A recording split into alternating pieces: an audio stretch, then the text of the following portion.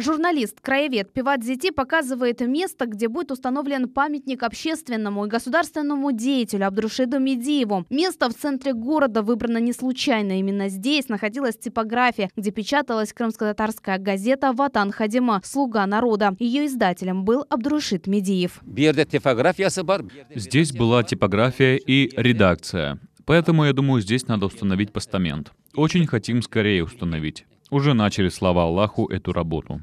Абдрушид Медиев родился в феврале 1880 года в селе Караджа Перекопского уезда Таврической губернии в бедной крестьянской семье. Но это не помешало ему с отличием закончить Симферопольскую крымско-татарскую учительскую школу. Вскоре он переезжает в Белогорск, где начинает работать учителем. В 1907 году Медиев занимает должность городского головы Белогорска. В период его пребывания на посту в городе были построены электростанция, дом культуры, проведена сеть водопроводов, открывается национальная школа. Именно здесь он преподает русский язык и литературу.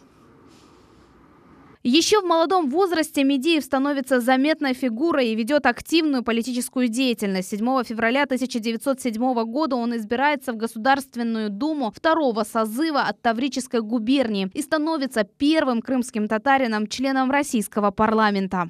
В архивных документах пишется, что при его участии данный город был разбужен от вековой спячки. Вот такие даже слова говорится.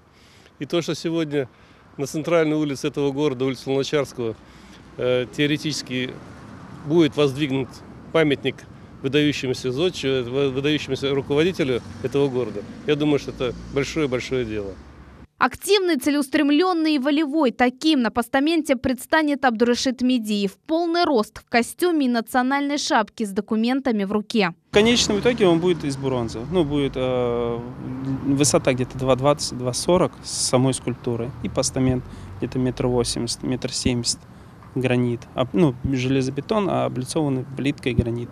Создан оргкомитет, в который вошли представители местной власти, активисты и общественные деятели. За помощью они обратились к депутату Госдумы Руслану Бальбеку. Теперь им предстоит проделать огромную работу, чтобы в кратчайшие сроки увековечить память земляка в Белогорске, для которого он в свое время сделал многое. Это, конечно же, вопросы, связанные с определением общей сметы самого проекта, сроков, это информационно-идеологического сопровождения. Договорились, что совместно с фондом Бекира Чубанзаде мы определим источники финансирования и, конечно же, все, что связано с взаимодействием с администрацией, с органами власти, я возьму на себя. Он прожил всего 32 года, умер в 1912 году от туберкулеза, но успел оставить огромный след в истории Крыма. Личность, которая заслуживает того, чтобы память о нем жила. Памятник планируют установить в августе. Султанея Истакаева, Максим Голубев, телеканал Миллет, Белогорск.